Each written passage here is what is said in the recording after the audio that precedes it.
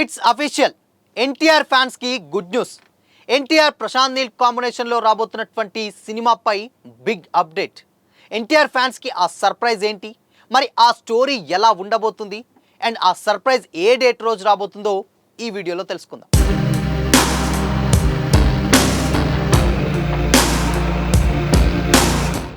Hi, hello, welcome to Disha TV. Director Prashanth Neel గారు అదేవిధంగా ఎన్టీఆర్ గారి కాంబినేషన్లో వచ్చేటువంటి సినిమానే డ్రాగన్. ప్రజెంట్ ఇది అయితే అది టైటిల్ పరిశీలనలో ఉంది, బట్ అఫీషియల్గా అయితే కాదు. బట్ అందరూ డ్రాగన్గా పిలుచుకుంటున్నారు, అది వేరే విషయం. అయితే రీసెంట్గా ఈ సినిమాకు సంబంధించినటువంటి అప్డేట్స్ ఎప్పటికప్పుడు కూడా వదులుతూనే ఉన్నారు. ఫస్ట్ ఈ సినిమాని సంక్రాంతికి రిలీజ్ చేద్దామని ఆలోచించారు మేకర్స్.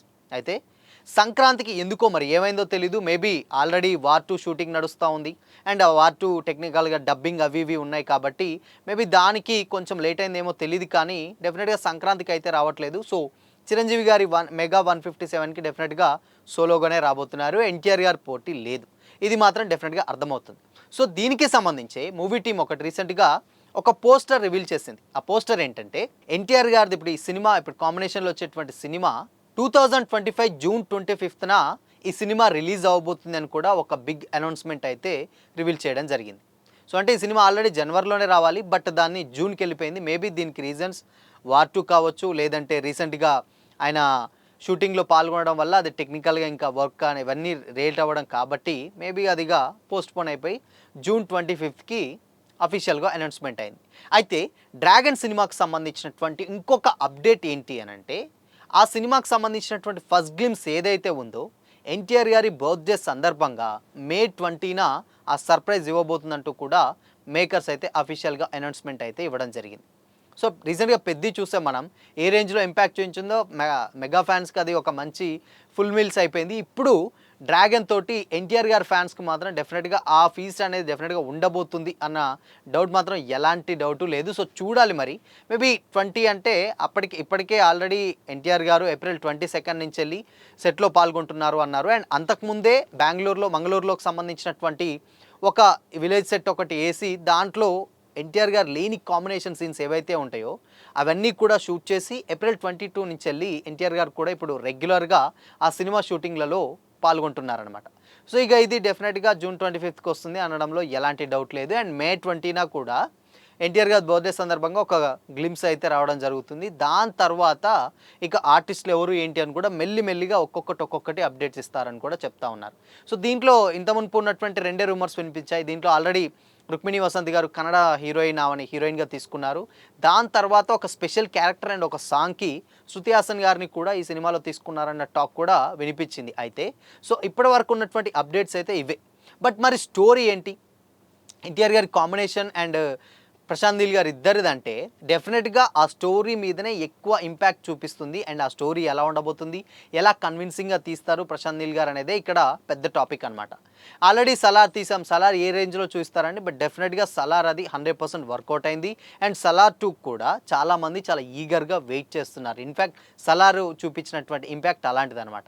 కాబట్టి సలార్ 2 కోసం వెయిట్ చేస్తున్నారు. ఈ గ్యాప్లోనే మళ్ళీ సేమ్ కథతోటి, అంటే సేమ్ కథ అంటే కాదు, సిమిలర్గా ఉంటాయి. మేబీ కేజీఎఫ్ అలానే ఉంది, సలార్ అలా ఉంది, ఇప్పుడు డ్రాగన్ కూడా అదే రేంజ్లో ఉంది. బట్ ఏదైనా జోనర్స్ వేరు మాత్రం ఆ స్క్రీన్ ప్లే కానీ ఆ ఉన్నటువంటి వాతావరణం అది మొత్తం ప్రశాంత్ నీల్ గారి సినిమాలో సేమ్ ఉంటుందన్న టాపిక్ కూడా ఉంది. అయితే కథ ఏంటి, ఆ కథ విషయానికి వచ్చినట్లయితే ఇది డెఫినెట్గా 1960ల కాలంలో జరిగినటువంటి కథగా రానుందని అయితే ఇండస్ట్రీ వర్గాల టాక్ అనమాట.